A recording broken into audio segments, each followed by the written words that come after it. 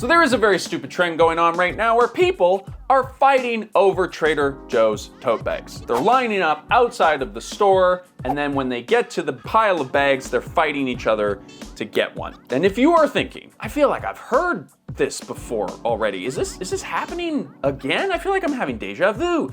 You are not crazy, because we've heard this story before. It's happening again, you guys. We saw these bags go viral in 2024. We saw people fighting over them in 2024. We saw people lined up outside of stores for these bags in 2024. The original limited edition totes were priced at $2.99. They became a hit on TikTok and created mass hysteria as people lined up to get them. Those limited edition tote bags were in such high demand that they were reselling on eBay for $500 for a set of 4. That's over $100 per tote bag. These are tote bags, people, with Trader Joe's stamped on the side of them. It's not that this trend is back in a slightly different form or anything. It is literally 2 years later and almost exactly the same story. Back then, we actually made a video about this whole phenomenon, and we were mostly kind of shocked at the irony that a reusable bag, something designed to last and therefore reduce the user's environmental footprint, had been completely commodified. Well, since then, things have changed, haven't they? We've had the Stanley Tumbler craze, the Owala water bottle craze, and at least 3 different viral toy trends, and a growing consumer sentiment that buying something for the sake of the planet is kind of a dumb idea. Now, I should say that the new version of this trend is not a complete carbon copy of 2024, although they are very similar in a lot of ways. The difference is now we are in a capitalist landscape where anything goes. People really are just doing whatever the hell they want. In this particular case, fighting each other over a $3 tote bag in a grocery store. So let's get into it, shall we?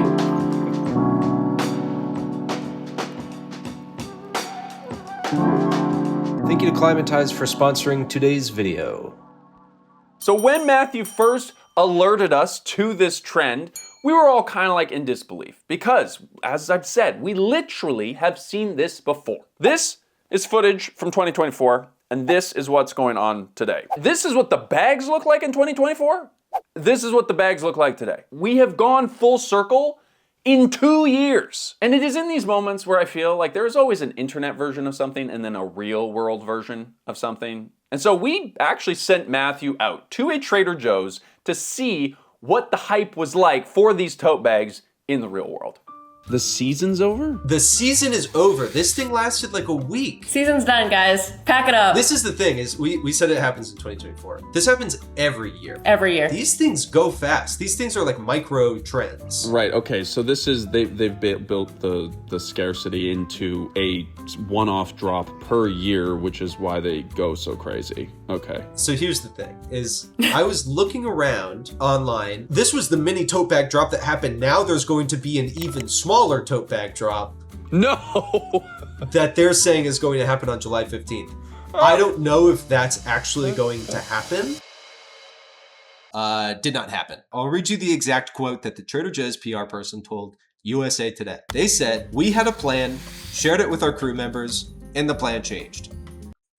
That's it. Wow. That's the whole statement? That is the whole statement. Employees at Trader Joe's, not even the literally cashiers at Trader Joe's, confirmed to the Reno Gazette Journal, an affiliate paper in the USA Today network. So a subgroup of a B-tier paper has consulted cashiers at Trader Joe's, and tens of thousands of rabid tote bag fans are grabbing their information from these sources. See, one of the biggest ironies about this whole trend is that the tote bags originally became popular because they were an environmentalist label, right? The first version of these reusable bags was in 2007 with the famous "I'm not a plastic bag" tote, right? You saw them everywhere for a while. And at the time, being a sustainable girly was pretty edgy. And believe it or not, there was actually people lined up outside of stores to buy those bags too. We're done, guys. No more bags. We've talked about greenwashing before on this channel, how companies use eco-friendly or environmentalist marketing to try and sell you a product that may or may not be as sustainable as they claim. And as consumers, there's not a whole lot that we can do about this.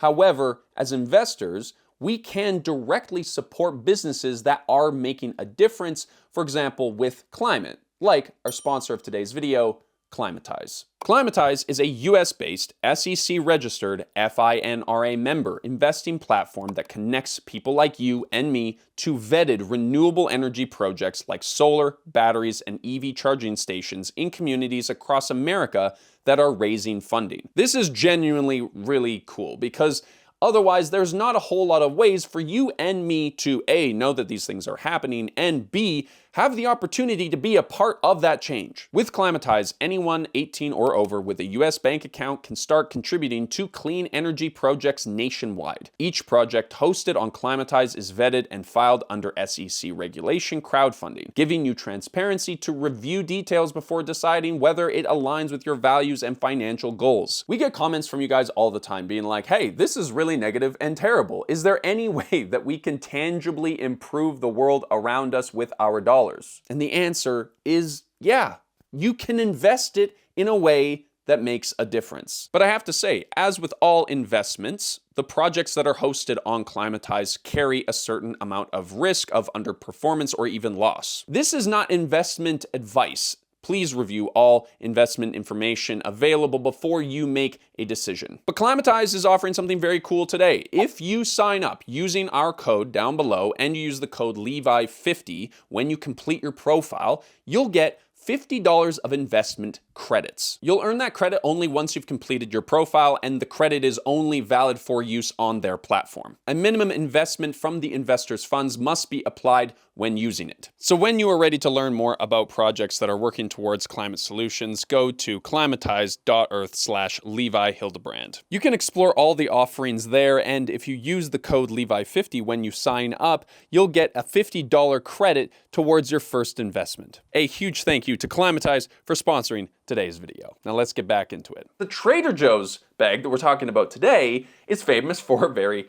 different reason. There aren't crazy lineups on a random Tuesday or Thursday afternoon or whatever for these bags. If you are to just trust the videos that you see online, there's hordes buying these things at every possible opportunity. But while there is some magnification going on the internet, there is also a very real viral moment going on here. So why are these bags so famous? God, we all really want to know so that we can justify buying them next time we're at Trader Joe's. All right, so the very first viral Trader Joe's tote bag was really more popular in Japan because American stuff is sort of novel there, and Trader Joe's is a very classic American brand. They were doing their own crazy viral stuff. Like apparently they had like bags selling for $1,000 and whatnot. But what's crazier in some ways is that there was actually another viral tote bag trend in between that one in 2024 and the latest one that we're talking about today. The LL Bean boat and tote has been around forever apparently, and was already mega popular previously, but last summer had its own revival of sorts with celebrities being photographed, GQ magazines doing pieces about them and stuff. And this was its own whole thing with other brands duping that bag for themselves because the demand was so crazy. And listen for a minute, all right? The tote bag is such a weird trend because you're literally buying it for the brand that's on the side of it, okay? Because it's not an innovative piece of technology. It is literally a bag with two handles to hold it. The only thing that distinguishes it is the color on the side and the label that's printed on it. That brand doesn't actually signify anything substantial. Like at least with a luxury brand, there's some implied value there or wealth flex, right? Outdoor brands, you know, there's the expectation of performance perhaps, but these are literally just bags. Also, can I say the 2025 drop of Trader Joe's bags was a blind box edition of their tote bags. What? It was a sleeve. You would get the paper sleeve, you would open it up, and it was one of 50 bags that they did for each of the US states. And I swear the brand marketing team that all of these companies are going to is just us three going, well, everything's in a blind box now. You should release it in a different color, and you should probably collaborate with one of the Kardashians. And they're all like, oh my God, that's great. Oh my God, how did you come up with that? That's so brilliant. Why didn't I think of that? And we're like, well, we're kind of geniuses. We kind of just know everything. But this summer, the Trader Joe's tote bags are back with a new colorway and they're mini, and people are going feral for it because now it's a bag, but less convenient because you can't actually put that much stuff in it. The micro tote bag that they were supposed to release on July 15th was 4.5 inches by 3.5 inches. You can't fit a phone in it. It's like a keychain. But hold on, it's not all dumb, because there is once again an international component to this trend, which sort of makes sense. Just like how the previous ones in 2024 were popular in Japan, this time they're popular in Europe. Again, for that US cultural symbolism, even though US culture right now is a dumpster fire. Apparently people are still interested in having a symbol of that on their person at all times. There's a great article that sums this up perfectly in a Forbes article. The only way to obtain the bag is to travel to America. It implies that you can afford a $3,000 flight to the US, and by default you are well traveled and have an international outlook. Strangely, owning a Trader Joe's bag outside of the US signals a level of exclusivity that you can't replicate by simply buying a Louis Vuitton bag, since Louis Vuitton has a global presence in nearly all major cities. The object accrues value through scarcity. But there's also something going on here that we have recently talked about in our water bottle video, which is the move from a niche item to a mainstream item. So just like how water bottles have gone from an environmental symbol to a fashion staple, the tote bag has gone through a similar transition. The lineups get longer, the colorways get brighter, and then there just seems to be an endless list of these products that come out every year or so. The virality of each moment gets a little less fantastical year over year, but the cultural adoption of this new product has already taken over. People are matching their bottles to their totes, they're matching their totes to their fit. A great example of how tote bags have become a staple today is Baggu. Once again, this is a company that started as a way to eliminate single-use plastic bags and has now done dozens of collabs and limited edition drops. One could say encouraging buyers to overconsume. Good on You says Baggu uses recycled materials and minimizes waste during production, which is dope, but all the seasonal drops contribute to a non-sustainable consumer market where people are buying multiple of something that they only need one of. Like, yeah, it's great, you used recycled plastic to sell a bunch of useless plastic items. Like, and the problem is that it works like really well. Their latest collab was with the fashion designer Sandy Lang, who they've partnered with in the past apparently, and it dropped at the beginning of the month and it was completely sold out within a matter of days. To be fair, the Baggu craze has extended beyond just tote bags too. Like they now have accessories including different bag styles, bag charms, pouches, computer cases, everything. Like they've fully become the thing that they were put into business to try and eliminate. People are buying into these bags like they're the next trendy collectible thing, not a practical bag for carrying stuff when you need to carry stuff. So we're never going to see the end of this, guys. I hate to say it. This is just gonna be the reality now. There will always be another bag being released, and there will always be some very small niche of people who have decided that they actually have some value. So if you have a tote bag and you are using it and not getting too worried about whether or not it's got the right label on the side of it, kudos to you. Kudos to you. And I also want to say that we have an audience of people who do consume products. We get comments on our videos sometimes that are like, actually, I really like this bottle that you said was bad, or like, I've been wearing these clothes that you said were terrible, or I have a Baggu bag and I actually really like it. And please understand that that is okay.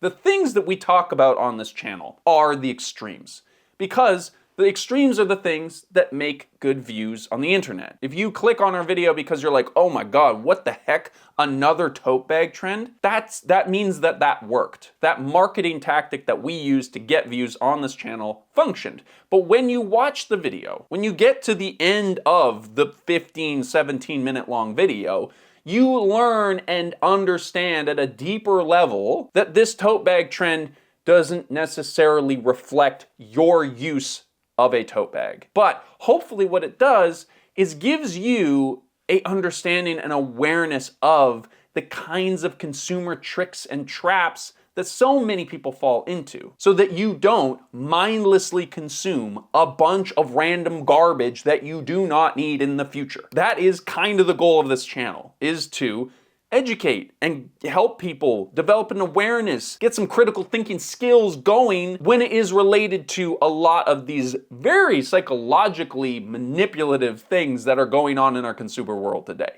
Like, you can't be faulted for buying into some of these trends, because there is always at some level some core need. Like, we all do need a bottle. Like, having a bottle is helpful, and if you watched a couple dozen YouTube videos to learn about what kind of bottle you should buy, you're not a bad consumer. You're arguably a more conscious consumer. But it is when you buy one and feel like it's not quite enough, so you buy another one, and that feels maybe a bit incomplete, so you buy a third one because they just released your favorite color, and then suddenly you're buying a fourth one and a fifth one, or you get gifted a fifth or a sixth one, and then suddenly you're looking at a pile of bottles that you never really intended to buy. That is what we are trying to interrupt with our content, is that mindlessness that is so heavily encouraged by consumerism today. So, if you are subscribed and you are thinking on that level, man, big frickin' fives. Hit me with one of them.